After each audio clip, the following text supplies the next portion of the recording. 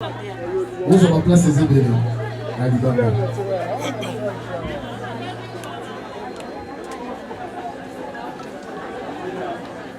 Merci pour la moto sur la mission. Tokani biso bisika tozali.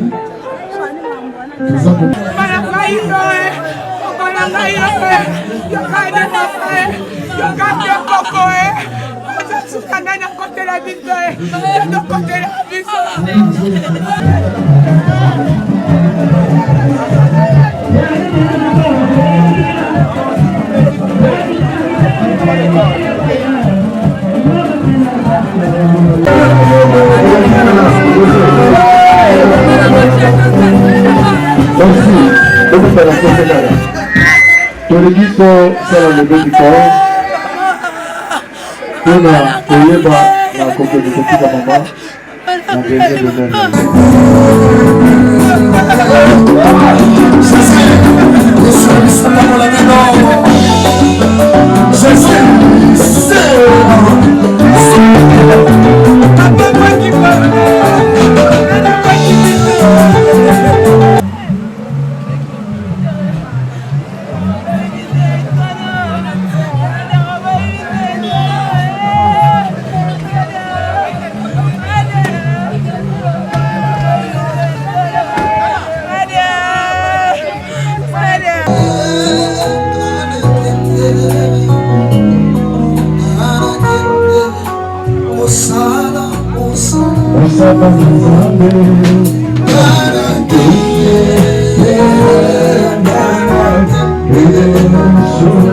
eza pasi so na oleka na nzela oto oyeba ngo te mais tosani eza nzela moto nyonso Dieu a donné, Dieu a repris et puis nayebi ke elle aza chrétien ayebi ke eza cycle ya vie eloko moko te kobunga ye quoi donc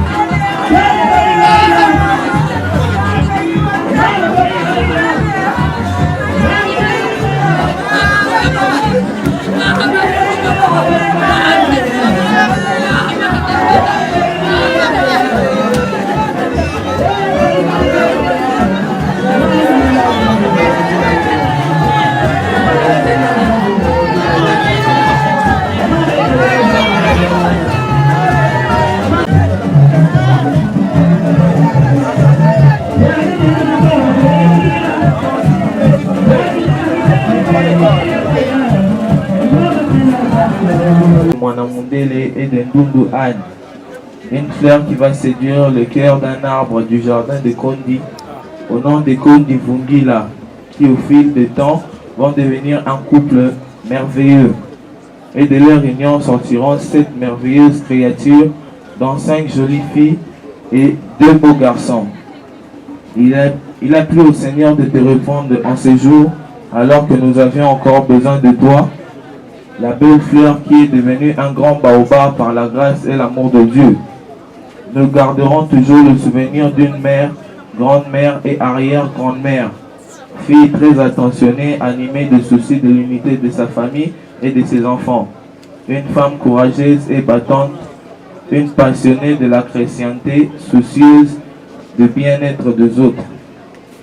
Nous nous souviendrons toujours de cette phrase que tu as toujours répétée, de l'expression né Congo, né Congo, Yabunga Kasi Kanyu Tukako. Ce qui veut dire, quand il y a peu, ne cherche pas à te rassasier, mais à goûter. Nous ne saurons dire tout ce que tu as représenté pour nous dans quelques lignes. Laisse toute la gloire revenir à Dieu qui a donné et qui a repris, comme Job l'a bien dit. Je cite, « Je suis sorti nu du sein de ma mère et je retournerai nu dans le sein de la terre. L'Éternel a donné et l'Éternel a ôté, que le nom de l'Éternel soit béni. Au revoir, Madeur, que la terre des ancêtres te soit douce et nous ne t'oublierons jamais à travers les 5 orphelins que tu nous as laissés. » Nous citons Béatrice Kondi, Arlette Kondi, Ngoï Kondi, Mireille Kondi et Tonton Kondi. Merci. Acclamons le Seigneur. Merci.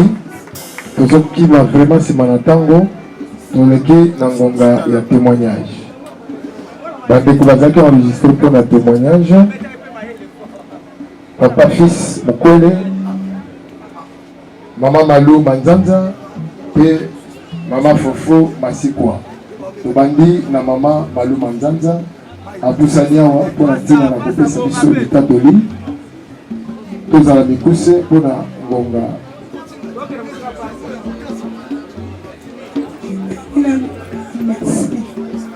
Merci maman. Salam. Nazaona. Apesa na forme. Zonga na chatoisa. Tempo sai. Seigneur, merci. Que son âme repose en paix. Au beau Sanagaoté. On s'est toujours invité Marabiso. Au beau Sanagaoté. On a mis l'idée, c'est là. Depuis l'angaï. Madame. On s'est dit qu'on peut me dire maman. On s'est dit maman, on a quitté un antia. On s'est dit maman, on a quitté un colam. On a dit maman, il y a toujours bien. Zona kolam zapola yo mage kiteti nanga na zaki na ndimenga kabongo mage mutu pasi na ngai na kokotela nga me batansa ba ko ganya me yote utika za mwana linga nga mimi pata kisona mpoza. Merci beaucoup. Toujours le patoli et à Maman Luzolo.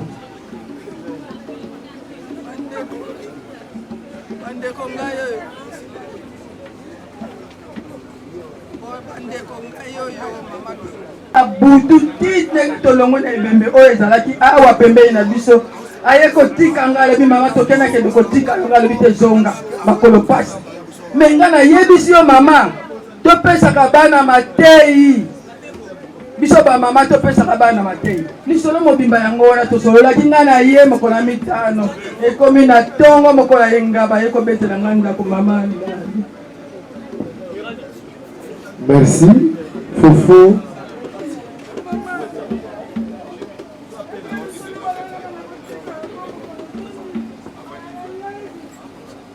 Maman Fofo Masikwa.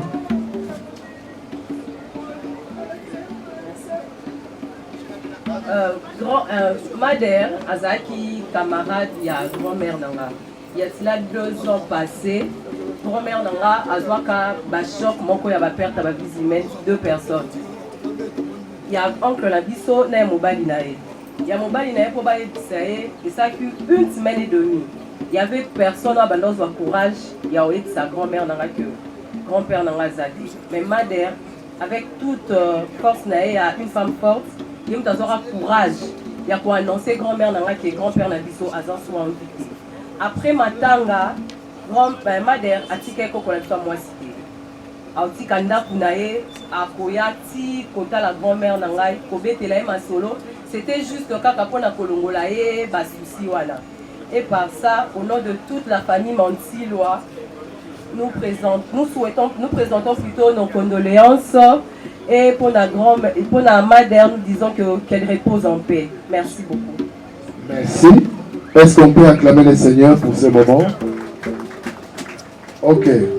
Maman azalaki kaka maman ya bakondi te.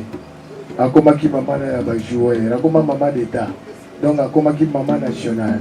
Aboti ba pasteur, aboti ba jogo, aboti ba tebele. Donc nous appelle Itatoli, ya mwana na yemoko, wazali pasteur responsable ya itonga o ezali wa abapeur, pasteur Fanfan Kabeya. Tozi peut témoigner na. En fait, c'est très important pour nous de dire un mot par rapport à Madère. Parce que Bisso, elle nous a adoptés. Voir qu'elle avait déjà plus de 80 ans. Et na Joana, elle a tellement aimé l'église. Elle voulait que nous puissions prier.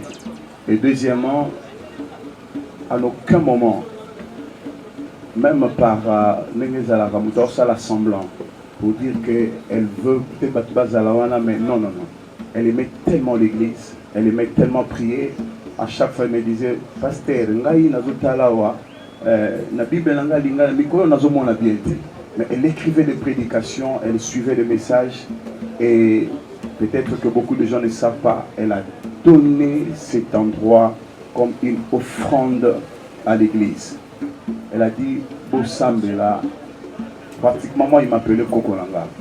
Et ça c'est, moi je prêche l'adoption, mais j'ai vécu l'adoption par notre mémé Madère qui vient de nous quitter. Et nous croyons que Bible Zoloba, et nous croyons vraiment que la bénédiction qu'elle a été pour nous va déborder sur ses enfants, sur Bakokonaye.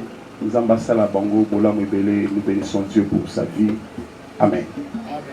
On acclame notre Dieu. Maboko Nekokite, Moutasali, Moussala, Boye, Bakoko, Bakoko, Lolo, Bana. Nous devons acclamer ce parcours. Merci, Pasteur Fanfan. Merci pour ce témoignage. Moi, j'ai fait 8 ans ici, à ta 100 francs la ville de la Foutarate. L'église, ça fait 8 ans. Ah, mais tu fous à ta 100 francs. Les lots que tu fous là, oui, alors, maman a soutenu la Kabassai Nanza. Alléluia. Donc c'est comme ça. C'est la beauté de la famille. Donc comment intégrer la Kadjalibota. Yango moni biso peut s'impliquer parce que c'est notre maman les tozako honoré. Donc comme une étape où balobi atiki 14 petits-fils. Donc ba kokololo baza 8 na bana oyo baza mitano babotamaki sambo. Mibale ba si bakendeki liboso maman alandi papa pe asi alanda bongo oyo batikali mitano eza kosenga losambo pe ya biso nyonso kosambela mpona ntina na baorphelin moko basi bakoli na bango mais beaucoup plus bapetit-fils oyo baza na douleur wana makasi na bakokololo bango nyonso bakoleka. Pasteur Fanfan, nous avons avancé là-bas okobondela mpona ntina na bango bana ba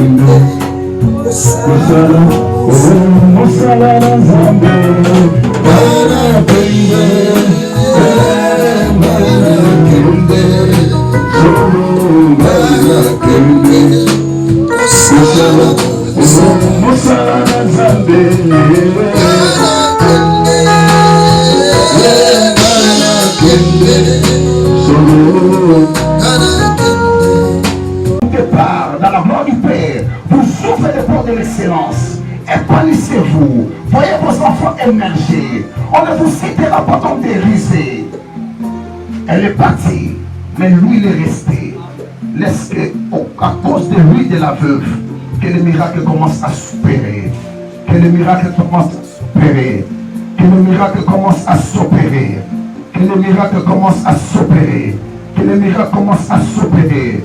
Je vous prends comme un point de contact, mais laisse que au son de ma voix, bana nyonso babimi na kasa bantai na bino, basala beni, mutu akotelemi na bino nzamba telemi na ye, mutu akokota po détruire bino nzamba détruire ye, mutu akoya na kutu na ndenge soloka nzamba telemi na ye. Je prie et je déclare, connaissez la prospérité et l'émergence au nom de Jésus. Amen. Bakoko, merci. Bakoko mapisa na Kokololo. Pasteur, c'est vous. L'homme de Dieu, c'est vous qui nous conduisez. Prions pour les petits-fils et les arrières.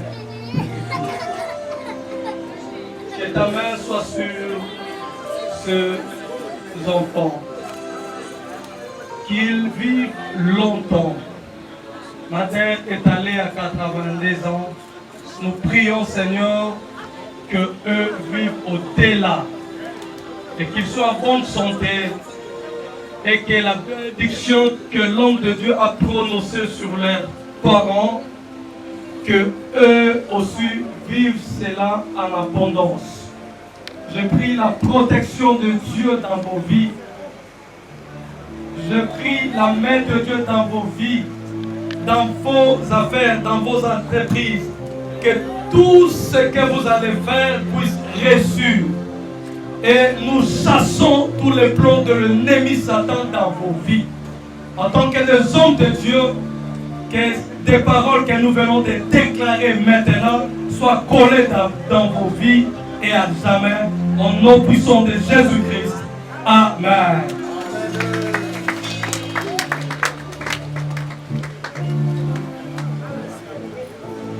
Merci les hommes de Dieu. Tokomi na ngonga oyo topesa esi. Ok, yes, ok,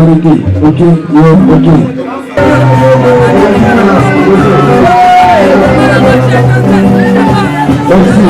Beaucoup de la profondeur. Tolingi to sala lebeki ko.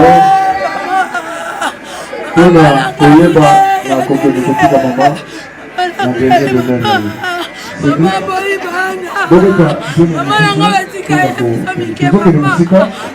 Alors, tokangi miso tosambeli mpona kokultire papa topesi yo maître.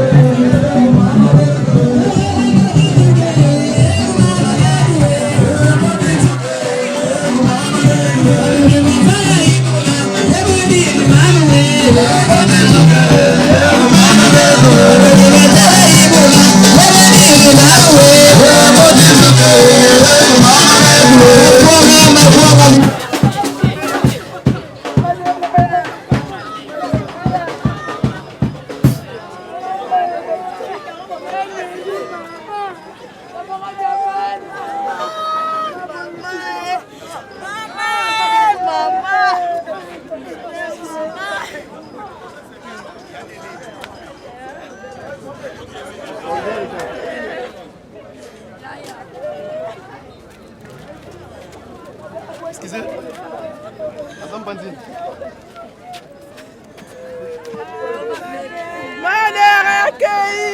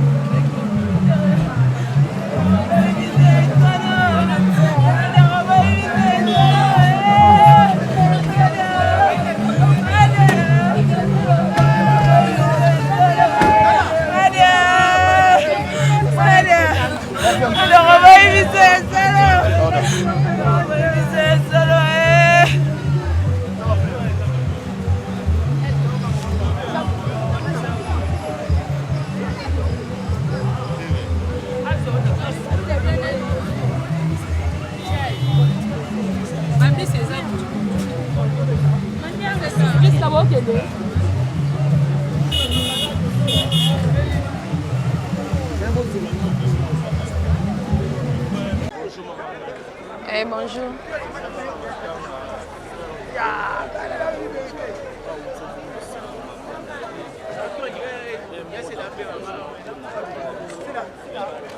Ouais. Eza pasi so na oleka na nzela otoyeba bango te mais tosani eza nzela moto nyonso Dieu a donné, Dieu a repris.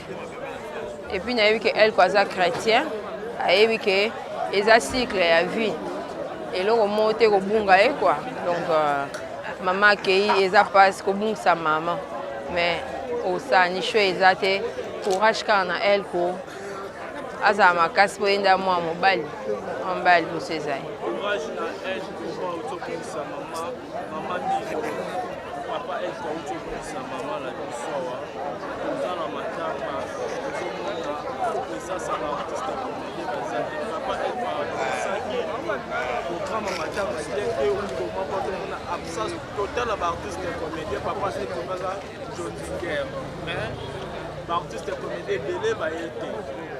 Bon, non, il y a des emplois du temps, il y a bateau.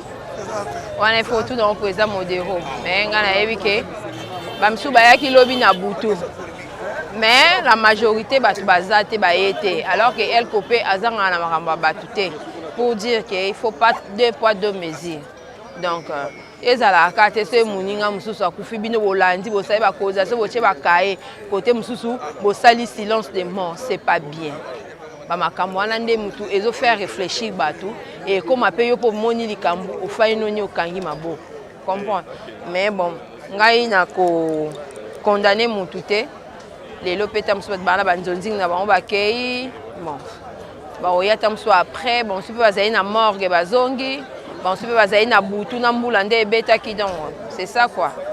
Mais to sunganaka to talana na tanga matanga et puis ça rend moi encouragement na moninga o ya perdre être cher. Ce to isolé baninga c'est pas bien. Maman lo bomoni bilomo ko pesa so matière toto lo baka ezate nga apesi yo matière te na lobi pete ke bolingo eza te na lobi boye na bi na yebi ti bamsu mpe bakeba misala mais la majorité tomoni te lemba mpe baartiste baza ebele na lemba te ozo comprendre na bi na butu bato bazalaki ebele mona bambula nde bete neti nga nakokaki koya su te ero mpo na lemba na koti 6 heures la muka bongama ezali pasi mais on était là le soir la nuit bato mpe balalaki bakei nde ba obayaka ko soutenir baninga te ko assister te boyaka likambo ezora ndeke te ezora nzete te ezora kamu lelo ya elle ko lobi pe ko ozala ya yo donc ce bande ko baete et ça la passe ça. Merci.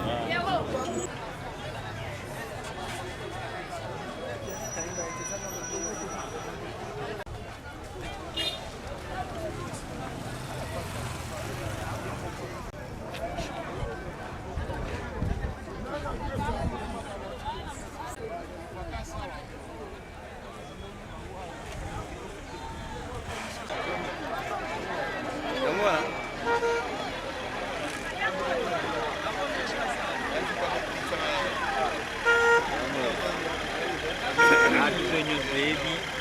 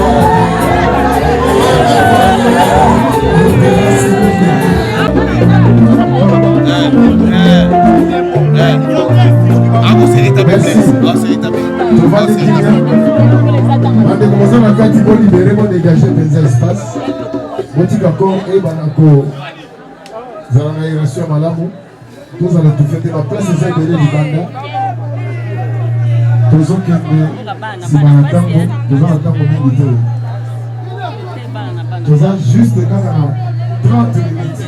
Alors, tout le monde, vous appelez la genre de fleurs, aux associations, au niveau de poser au moko, aux familles, vous voyez comment on a dit sur on enregistrer, parce que nous allons le faire tellement vite. Nous allons placer ces ébélés à Libamba.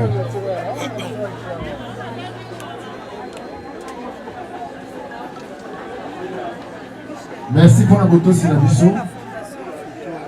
Tokani miso bisika tozali. Toza kobondela. Tokani miso. Bien aimé, vous avez un respect à l'ensemble.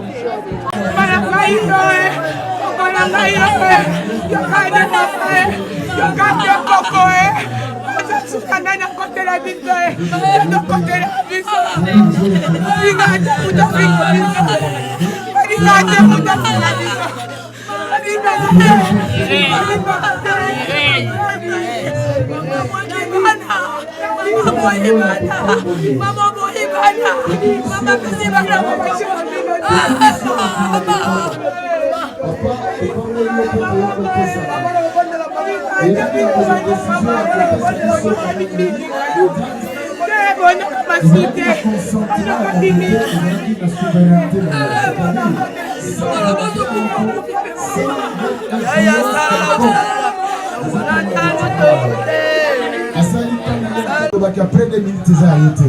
Après quelques temps, ils ont arrêté. Après, il y a un souka, la commune de Christo, le cosmo de Amen. Bible lobby, dans le Kandana, acte chapitre Ngote. Il y a un problème de les okoma. Tout ne peut pas être résolu quand on a le sabo. Non. Je ne suis pas d'accord. Nous devons dire que poisonniers sont la vie, il faut qu'on a prié. Non.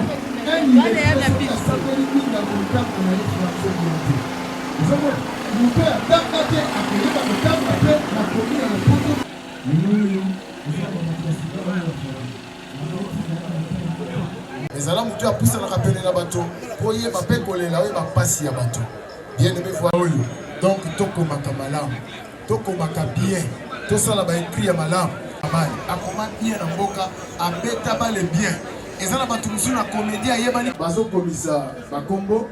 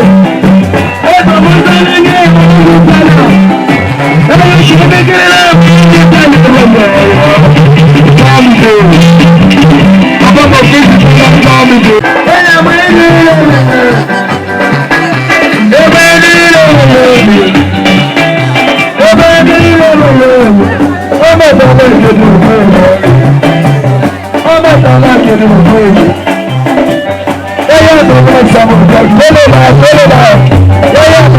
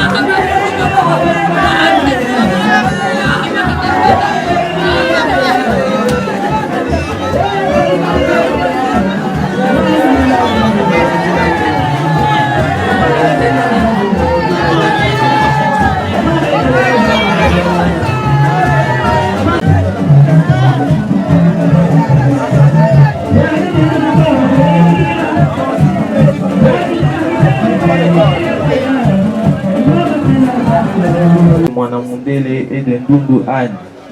Une fleur qui va séduire le cœur d'un arbre du jardin de Kondi, au nom de Kondi Vungila, qui au fil du temps vont devenir un couple merveilleux. Et de leur union sortiront 7 merveilleuses créatures, dont 5 jolies filles et 2 beaux garçons. Il a plu au Seigneur de te répondre en ces jours, alors que nous avions encore besoin de toi, la belle fleur qui est devenue un grand baobab par la grâce et l'amour de Dieu. Nous garderons toujours le souvenir d'une mère, grande-mère et arrière-grand-mère, fille très attentionnée, animée de soucis de l'unité de sa famille et de ses enfants. Une femme courageuse et battante, une passionnée de la chrétienté, soucieuse du bien-être des autres. Nous nous souviendrons toujours de cette phrase que tu as toujours répétée, de l'expression né Congo, né Congo, Yabunga Kasi Kanyu Tukako. Ce qui veut dire, quand il y a peu, ne cherche pas à te rassasier, mais à goûter. Nous ne saurons dire tout ce que tu as représenté pour nous dans quelques lignes.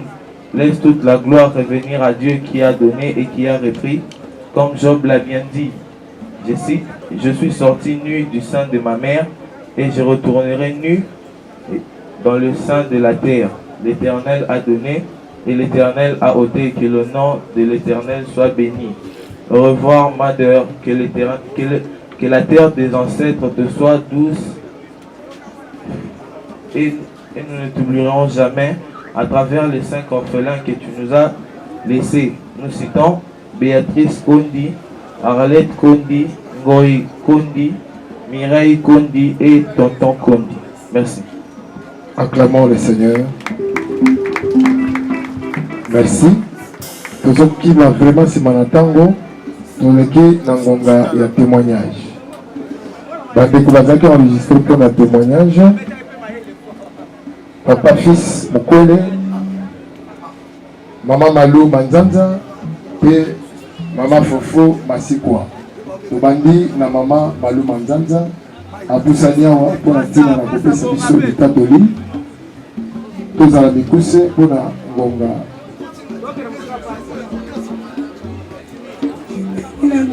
Merci. Merci maman. Salam. Nazaona. Apesang na forme. Zonga na chatwaza. Empako sai. Seigneur, merci. Que son âme repose en paix. Au beau sacaute. On a toujours invité Malabiso. Au beau sacaute. On a vu l'idée, c'est là. Depuis la nuit. Madame. On a qui cocotte mon maman. On a qui maman la qui s'est engagée. On a qui maman la qui s'est engagée. On a qui maman qui a toujours bien. Son kolam za pona yo Magaki teti na nga nazaki nango ndimenga bongo. Mage mutu pasi na ngai na kote na nga. Me batansa bako gani me yote. Otika za mwana. Ringa nga mingi bada. Ils sont non pas en paix. Merci beaucoup. Toujours le Tatoli et à Maman Luzolo.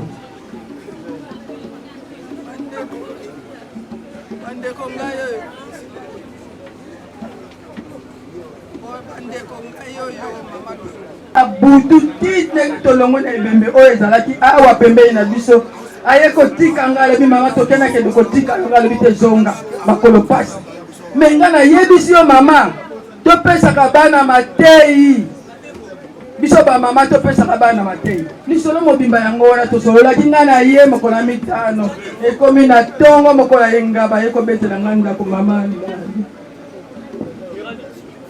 Merci. Fofo.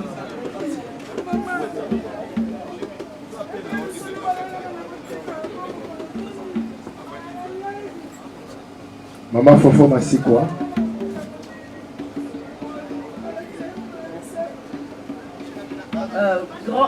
Madère, Azaki, camarade, il y a grand-mère Nanga. Il y a cela 2 ans passés. Grand-mère Nanga, Azwaka, Bachok, Moko, ya perte à vie humaine, 2 personnes. Il y a oncle Nabiso, na Mobali Nae. Il y a Mobali Nae pour bailler Pisae, et ça a eu 1 semaine et demie.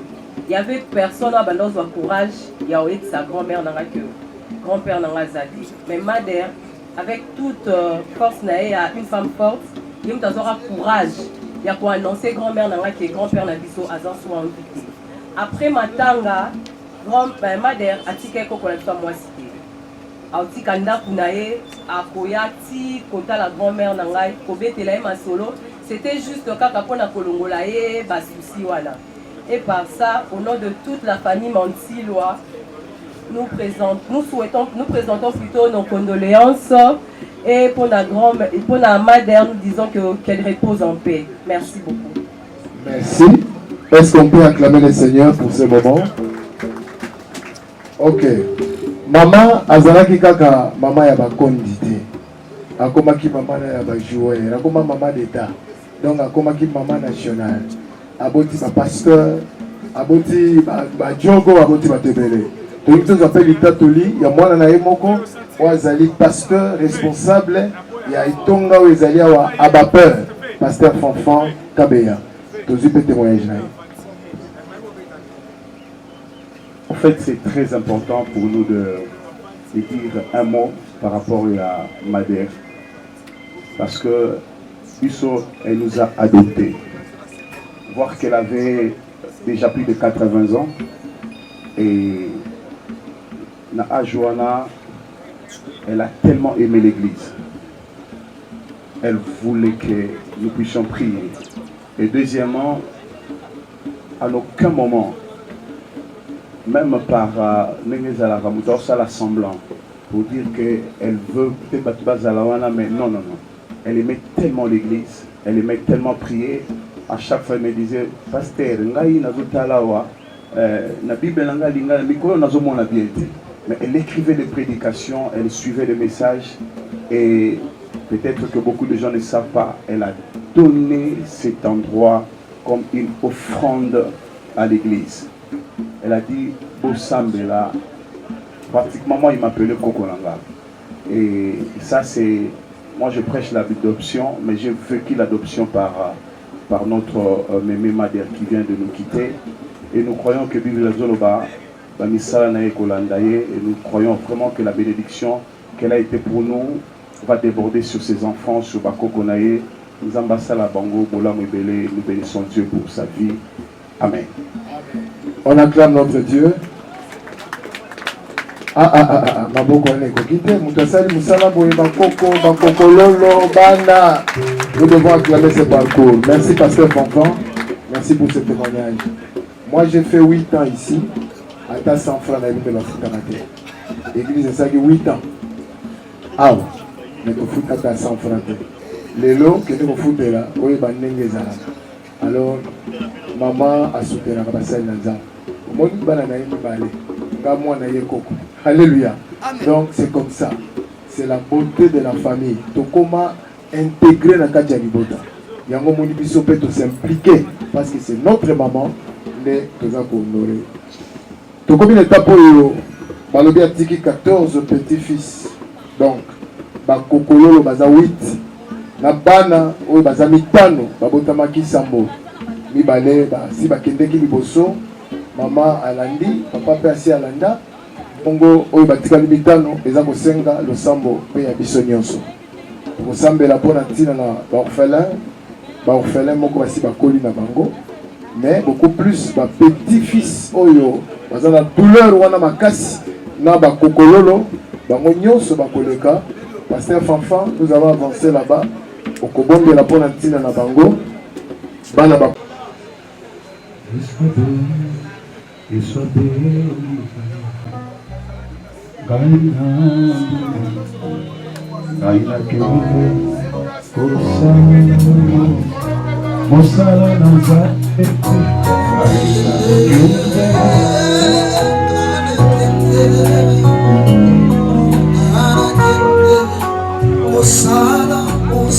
Osala,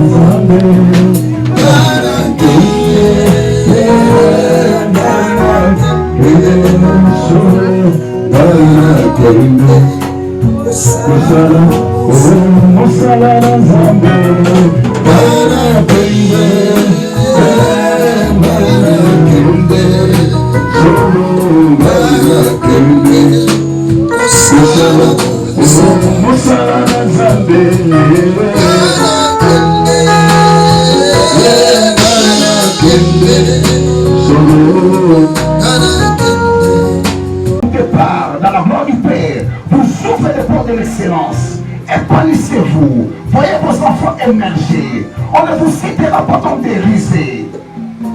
Elle est partie, mais lui il est resté. Laisse que, à cause de lui, de la veuve, que le miracle commence à s'opérer. Que le miracle commence à s'opérer. Que le miracle commence à s'opérer. Que le miracle commence à s'opérer. Que le miracle commence à s'opérer. Je vous prends comme un point de contact, mais laisse que au son de ma voix, Banagnon se va mimi na kasabantai na bino, Basala béni, nous doit côté le milabino nzamba telemelaye, nous doit côté point détruire bino nzamba détruire, nous doit koyana kutuna nenda soroka nzamba telemelaye. Je prie et je déclare, connaissez la prospérité et l'émergence au nom de Jésus. Amen. Bakoko, merci. Bakoko mapisa na kokololo. Pasteur, c'est vous. L'homme de Dieu, c'est vous qui le connaissez. Prions pour les petits-fils et les arrières. Que ta main soit sur ces enfants. Qu'ils vivent longtemps. Ma mère est allée à 82 ans.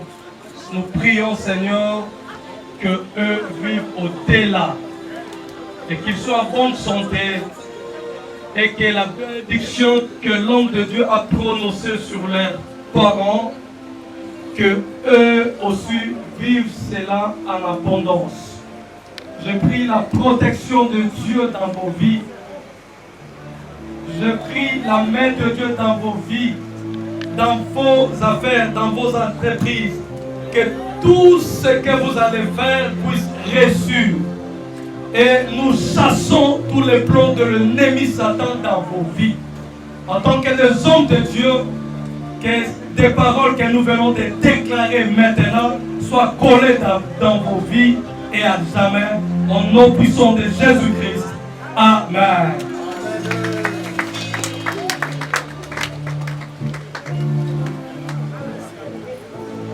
Merci les hommes de Dieu. Tokomi na ngonga oyo topese si. Ok, yes, ok, ok, yeah, ok.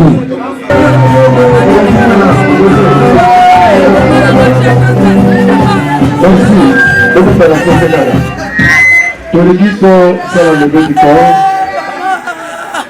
Tona koyeba na kokoni kotika mama. Na dernier de notre vie. C'est bien. Boka, alors, tokangi miso bisambo depuis la recouture. Papa, protection, merci.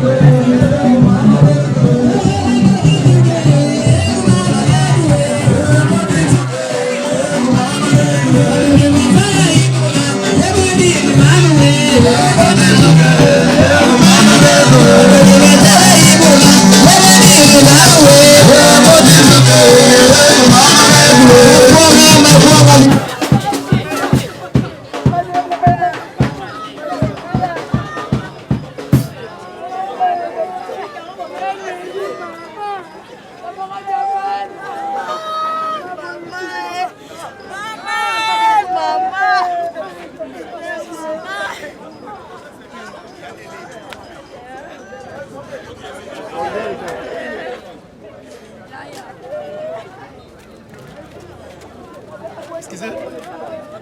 Azam Bandine.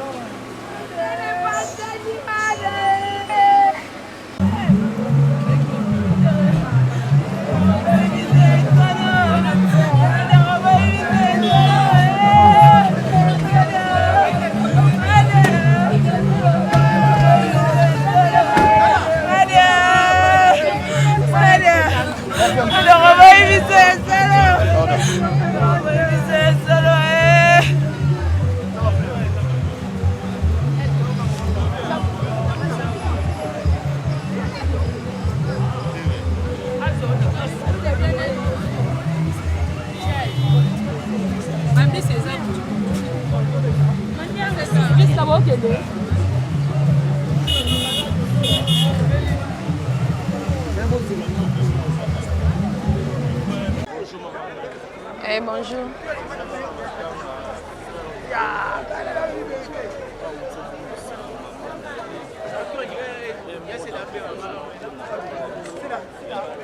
Ouais. Eza pasi so na oleka na nzela otoyeba ngo te mais tosani eza nzela moto nyonso Dieu a donné, Dieu a repris. Et puis, il y a eu qu'elle, quoi, chrétien, il y a eu que les cycles à vie. Et là, on monte au bunga, quoi. Donc, maman qui est passe au bunga sa maman. Mais au sein, ni choix, ils ont courage quand elle, quoi. Azama casse pour une dame moi mobile, en balle pour ces années. Courage à elle pour autour de sa maman, maman dit papa elle pour autour de sa maman la soir. Nous allons matanga, ça ça va artiste papa elle va ça qui programme matanga c'est où comment on a absence totale d'artiste comédien papa c'est comme ça John Dinger mais l'artiste comédien délai va être bon, non, il y a un emploi du temps, il y a tout. On a fait tout dans le président modéro. Mais il y a des mais la majorité est alors qu'elle copie pour dire qu'il ne faut pas deux poids deux mesures. Donc, ils ont la carte, c'est Mouninga Moussou, Koufibino, Bolandi, Bosaïba, Koza, Bocheba Kaye, côté Moussou, Bosali, silence des morts, c'est pas bien. Ils ont fait réfléchir et comme appelle pour moni li kambu au fainoni au kangi mabo comprendre mais bon ngai na ko condamner mutute les lopetam soit bana banzonzing na ba bakei bon ba oyata mso après bon super bazai na morgue bazongi bon super bazai na butu na mbula nde beta ki donc c'est ça quoi mais to sunganaka to talana na tanga matanga et puis ça rend encouragement à moninga oh à perdre être cher. Ceux qui sont isolés baninga c'est pas bien. Maman Milombo, Moni Bilomo, Bopesa, son matière, tant on le va te nga apesi o matière te na lobi pete ke bolingo eza te na lobi boye na bi na yebi ti ba misupe ba ke ba misala mais la majorité to moni te lemba pe ba si c'est basé belé na lemba ti ozo comprendre na bi na butu ba bazaki ebele mona ba mbula nde bete na tinga na kokai ko yesu te aéroport na lemba na koti 6 heures la muka bongama ezai passe mais on était là le soir la nuit ba pe ba lala ki ba kei nde ba o bayaka ko soutenir ba ninga te ko assister te boyaka likambo ezora ndeke te ezora nzete te ezora kamu lelo ya el ko lobi pe ko ozala ya yo donc ce bande ko ba ete et ça la passe ça merci